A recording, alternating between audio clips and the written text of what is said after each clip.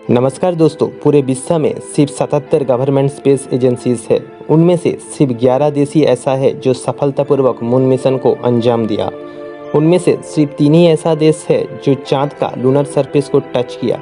लेकिन अब भारत चंद्रयान 3 के सफलता के बाद ऐसा पहला देश बन चुकी है जो चांद के दक्षिण ध्रुव पर अपना सैटेलाइट को लॉन्च कर सका हो, क्योंकि चांद के दक्षिण ध्रुव कुछ दिन पहले भी पूरे विश्व के पास अधूरा थी। इसके पहले बहुत ही देश चांद की इस क्षेत्र पर उतरने के लिए बहुत मिशंस भेजे थे, लेकिन नाकाम रहा। हाल ही में रसिया का लूना 25 मिशन भी इस क्षेत्र पर उतरने से पहले ही फेल हो गए।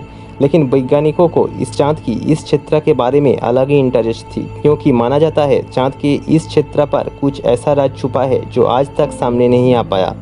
भारत के स्पेस एजेंसी इसरो 2019 में चांद की इस क्षेत्र पर कुछ वैज्ञानिक क्रियाकलाप करने के उद्देश्य में अपना मिशन चंद्रयान 2 को यहां पर भेजे थे। लेकिन आखिरी स्टेजेस में आकर कुछ सॉफ्टवेयर ग्लिच के चलते चंद्रयान 2 मिशन फेल हो गए। लेकिन तब भी इसरो के साइंटिस्टों ने हार नहीं मानी। उन्हें फिर से वापस खड़ा होकर चंद्रयान 3 के लिए काम शुरू कर दिया। 14 जुलाई 2023 में फिर से चंद्रयान 3 को लॉन्च किया गया और 4 साल बाद जब चंद्रयान 3 सही सलामत सफलतापूर्वक चांद के दक्षिण ध्रुव पर लैंड हुआ तो सारे देश का नागरिक का गर्व से सीने चौड़ा हो गए। सिर्फ भारत ही नहीं, इसरो के इस कारनामा से पूरे विश्व इसरो के तारीफ कर रहा है और तारीफ करना भी बनता है, क्योंकि जो काम अमेरिका, रशिया, चाइना जैसे देश नहीं कर सका वो भारत की स्पेस एजेंसी इसरो ने कर दिखाया। इसरो इसके पहले भी एक से एक कारनामा हासिल करके पूरे विश्व के एलाइट स्पेस एजेंसीज में अपना जगह दाखिल कर लिया। लेकिन दोस्तों, इसरो के इस सक्सेस जर्नी आसान नहीं था। आज हम जो इसरो को देख रही है वो इसरो को खड़ा करने के पीछे ऐसा बहुत साइंटिस्टों का डेडिकेशन रहा है।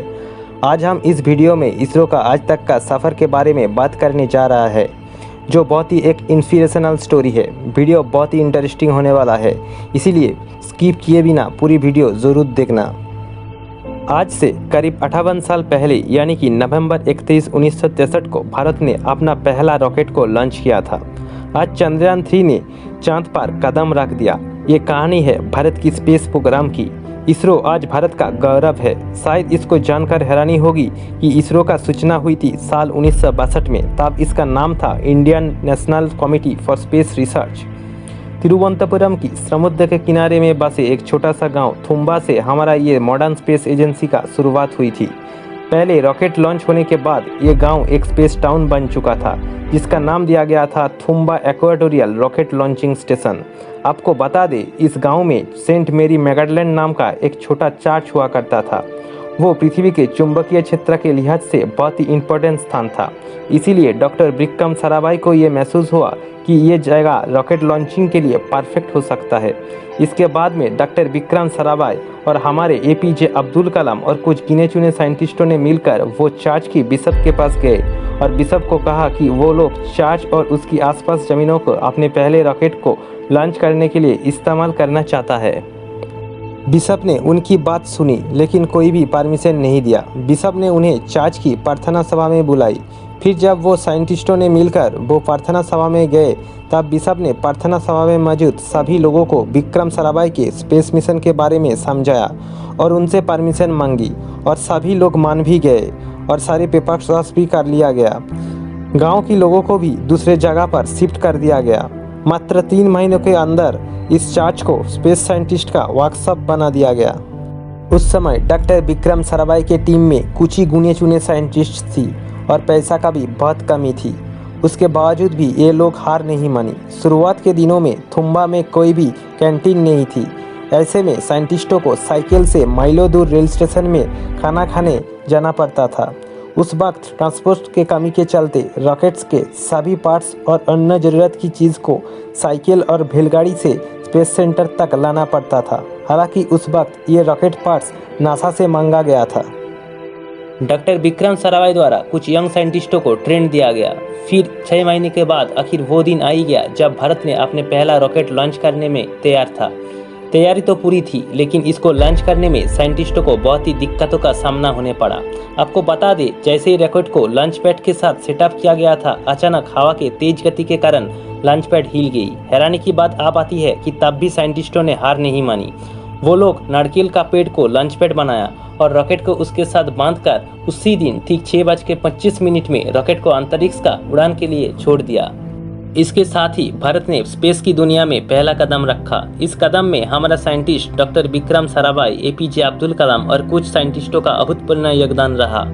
बाद में विक्रम साराभाई का एक सपना था कि इंडिया की अपना स्पेस लॉन्च व्हीकल हो, जो सपना बाद में इसरो ने पूरी की।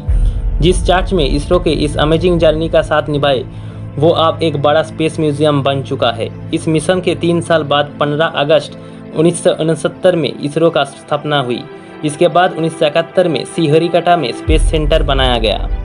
इस सेंटर को आज सतीश धवन स्पेस सेंटर कहा जाता है। ये वो स्पेस सेंटर है जहां से भारत के लगभग सभी मिशन लॉन्च किया जाता है।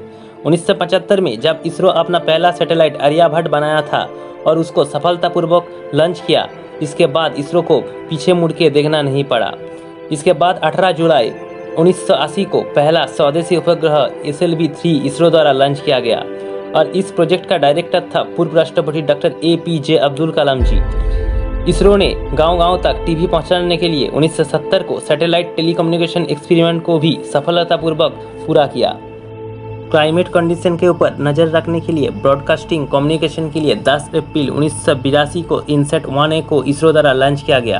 भारत का पहला रिमोट सेंसिंग सैटेलाइट IRS-17 मार्च 1988 को इसरो द्वारा लॉन्च किया गया। इसके बाद 2008 में 22 अक्टूबर पहला चंद्रयान 1 को लॉन्च किया गया और ये सर्वप्रथम चांद के सरफेस पर पानी को खोज निकाला।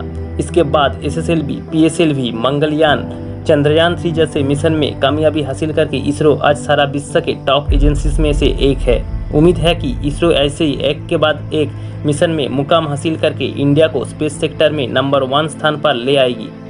दोस्तों, आज यही तक, मिलेंगे दूसरी कोई इंटरेस्टिंग वीडियो में। तब तक आप वीडियो को लाइक, शेयर और चैनल को जरूर सब्सक्राइब करें, क्योंकि ऐसे ही इंटरेस्टिंग और इन्फॉर्मेटिव वीडियोस इस चैनल पर अपलोड होती है। Thank you.